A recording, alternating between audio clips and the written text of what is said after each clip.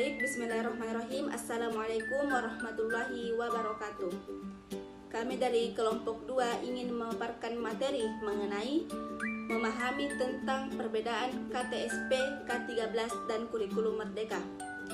Saya atas nama Husnul Inayah ingin memaparkan materi mengenai pengertian dan latar belakang 3 kurikulum. Baik, saya akan membahas tentang pengertian dan latar belakang 3 kurikulum.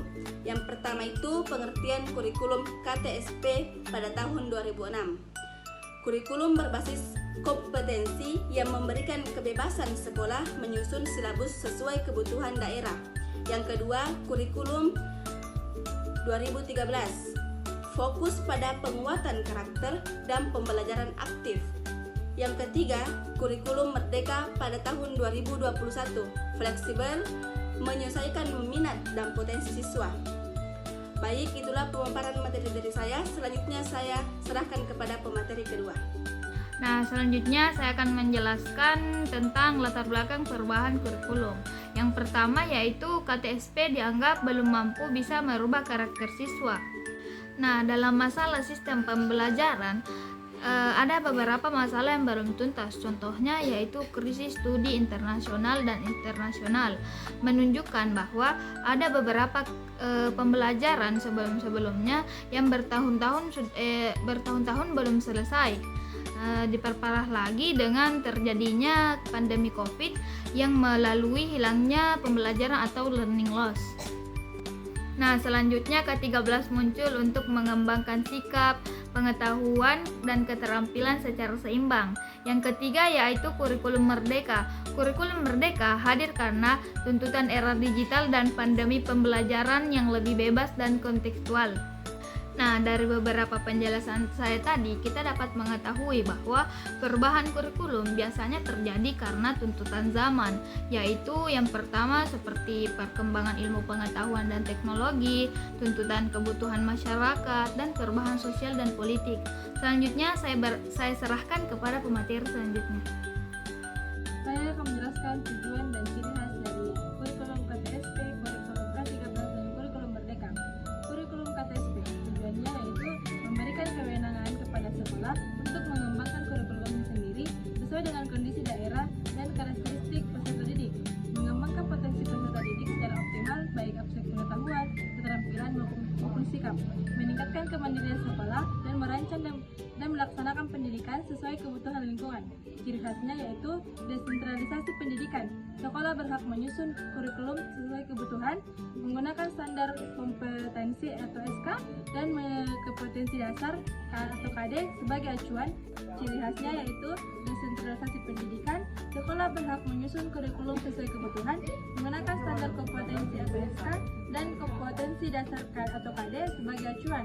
Penilaian menekankan pada hasil belajar atau output, adanya muatan lokal atau mulok sesuai potensi. Selanjutnya, kurikulum K13 tujuannya mewujudkan peserta didik yang memiliki kompetensi sikap, pengetahuan, dan keterampilan secara seimbang, mendorong peserta didik agar berpikir kritis, kreatif, dan berkarakter, menyiapkan generasi yang beriman, produktif, inovatif, dan berkontribusi dalam kehidupan bermasyarakat. Ciri khasnya menggunakan pendekatan saintifik atau 5M, mengamati, menanya, mencoba, menalar, dan mengkomunikasikan. Kedua, penilaian bersifat autentik, mencakup sikap, pengetahuan, dan keterampilan, terpadu antaranya mata pelajaran dengan tema tertentu, adanya penilaian sikap spiritual dan sosial, menekankan pembentukan karakter melalui kegiatan belajar, guru berperan sebagai fasilitator pembelajaran aktif.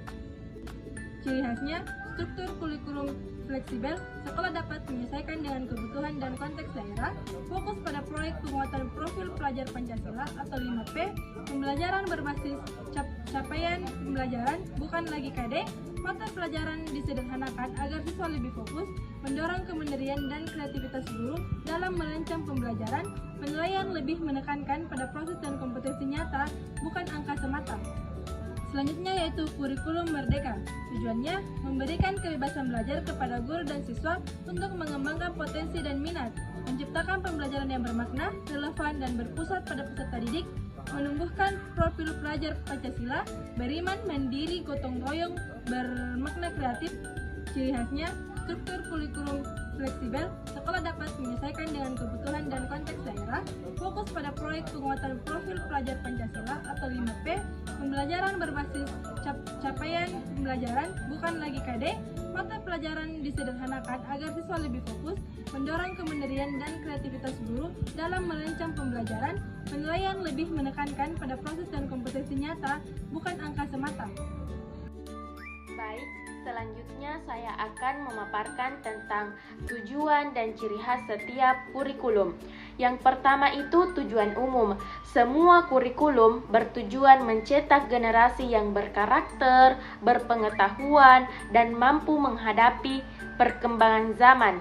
Yang kedua itu ciri khasnya. Ciri khas ini terbagi menjadi 3. Ciri khas KTSP yaitu desentralistik, sekolah punya otonomi dasar.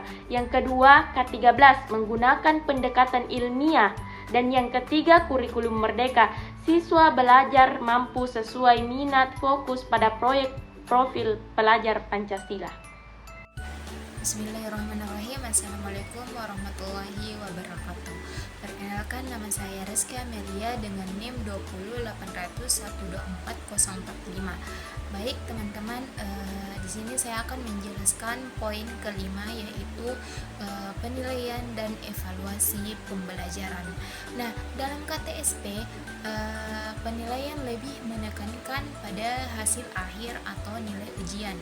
Fokusnya masih di ranah kognitif, yaitu seberapa banyak siswa menguasai materi.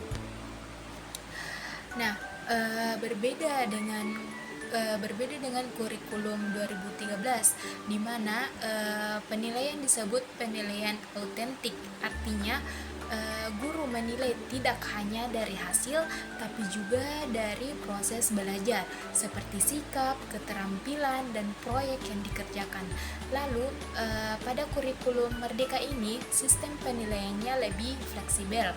Penilaian dilakukan secara formatif dan sumatif dengan fokus pada feedback untuk perkembangan siswa. Jadi siswa tidak hanya dinilai dari nilai angka tapi juga dari kemajuan dan usaha mereka. Jadi bisa kita simpulkan penilaian di Indonesia kini semakin menekankan pada proses dan pengembangan diri siswa, bukan sekedar hasil ujian. Sekian penjelasan dari saya. Sekian, terima kasih. Baik, adapun kesimpulan dari materi yang telah dipaparkan yaitu perubahan kurikulum menunjukkan perkembangan sistem pendidikan Indonesia. Kurikulum Merdeka merupakan penyempurnaan dari kurikulum sebelumnya dengan tujuan menciptakan pembelajaran yang lebih fleksibel, relevan, dan berpusat pada siswa. Itulah materi yang dapat saya sampaikan. Saya akhiri. Wassalamualaikum warahmatullahi wabarakatuh.